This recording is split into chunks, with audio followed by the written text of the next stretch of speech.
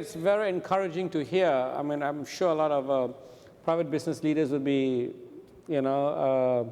happy to hear your comments about, kind of easing the red tape. Yeah. If I may move to Anna in terms of when you look at financing, I'm coming back to a banking hat now. When you come to financing such projects, harmonizing of regulations, I think, is a critical factor, especially when you have infrastructure projects that cross borders. From your bank's perspective, how do you approach this issue? Well, I think, first of all, we didn't say it on this panel, maybe it's obvious, but the business case for connected infrastructure in ASEAN is very clear, right? Logistics costs here are higher than international benchmarks, and if we can get this together and bring those down, it's material for all economies. When it comes to financing, the ideal project would have really steady cash flows, no commodities risk, no currency risk, and a sovereign guarantee, right? But obviously, you don't find that in every instance.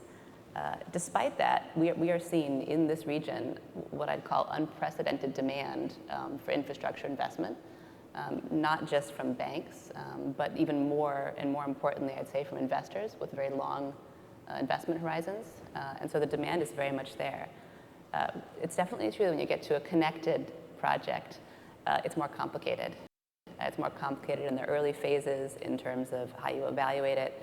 I think Tevin talked about the moving goalposts, which can emerge in the regulatory framework. And when you've got two sets of goalposts that can move over time, it's definitely more complex.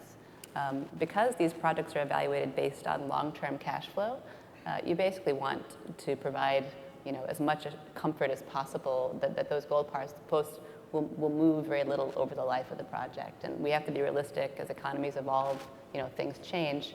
But the more that the framework up front can provide, enough stability, I'd say, to investors. And these days versus maybe 5 or 10 years ago, even for the higher risk ventures, there's still a demand because there's, as you said when we were chatting earlier, there's just a lot of money out there. Right. So. President Jin, you'd like to add to that? Thank you. I have a comment on two issues. One, with regard to 2025, it's less than a decade. Certainly, time would be running out very quickly, but we all understand how much you can do in a decade's time. Look at the ASEAN countries. 3 or 4 decades ago, very poor. And by each and every economic indicator, ASEAN countries had a long way to catch up. We talk about 4 dragons in those days, right? But now if you look at ASEAN countries, you will see much has changed.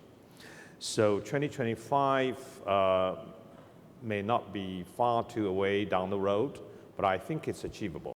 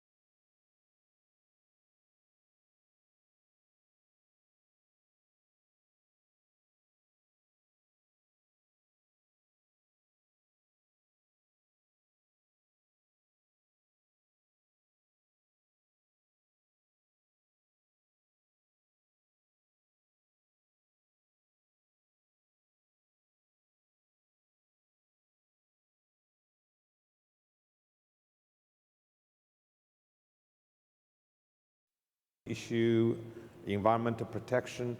So when I say, when we look at the infrastructure projects, we would not just look at the connectivity or economic benefit. We have to look at the environmental benefit in this regard. So I do believe the ASEAN countries will really work together to achieve cooperation in almost every areas that would ensure this region will really be one of the greatest, fastest growing regions in this world. Cambodia is a relatively young nation, so is Thailand and some other countries. I would say the young labor force would have a huge demand in the future. And this is the problem created by the success of ASEAN countries' growth. And how can you provide jobs to young people? And how can you make these young people a productive force? This is another big issue, ASEAN countries should look at. I think you've hit a very important point, President. We talk about the demographic dividend, but that can become a demographic curse if not enough jobs are found for the young people. With that, maybe I can pose a question to Kun Arkhom in terms of Thailand's own approach to creating jobs for young people and how infrastructure projects help. I mean, building infrastructure definitely creates jobs, but beyond that, you mentioned a little bit earlier about how you also look at the surrounding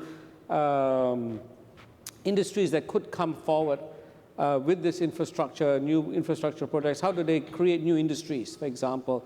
Maybe you could give us some ideas on how Thailand goes about doing this. Well, of course, Thailand is now in a shortage of labor force because of the changing in the population structure. And we do believe that we need the help from our friends from neighboring country. Our policy is to try to facilitate people to move in, to work in Thailand. It's not only in the infrastructure area, but it's in all sectors, in manufacturing, in agriculture, in services sector. All the people from Myanmar, from Cambodia, from Laos, even from Vietnam, and also from the Southern ASEAN as well. So we need, as I said, cross-border rules and regulation is very important. When you move people in, then you have to register so that you can have the social benefit. Because Thailand is one of the countries, I think, that we take care, we look after all the migrant workers. To my sense, they are very, very good, actually. But once that you move, the vision of the ASEAN 2025, we have two missions. One is how to move goods more freely, and secondly, how to move people more freely. Moving people, of course, it really depends on who in the shortage, okay? But moving goods is more difficult. I think we need to, as the President Lee just mentioned, that we need close collaboration. We need to talk and talk and talk. Because how to harmonize rule and regulation between the country is definitely difficult. So I think we need to talk, and it's a transaction cost at the border, as Kun Tevin just mentioned. If you carry the goods crossing from China to Laos and to Thailand and to Malaysia, then it's not only the bilateral agreement, but also the trilateral. It's more difficult. So I think right now our attempts between two countries is more easier. It's much more easier. But when start to have the third country and fourth country, then it takes time. So I still encourage that the ASEAN country should talk more and more and help facilitate all the movement of goods more freely, because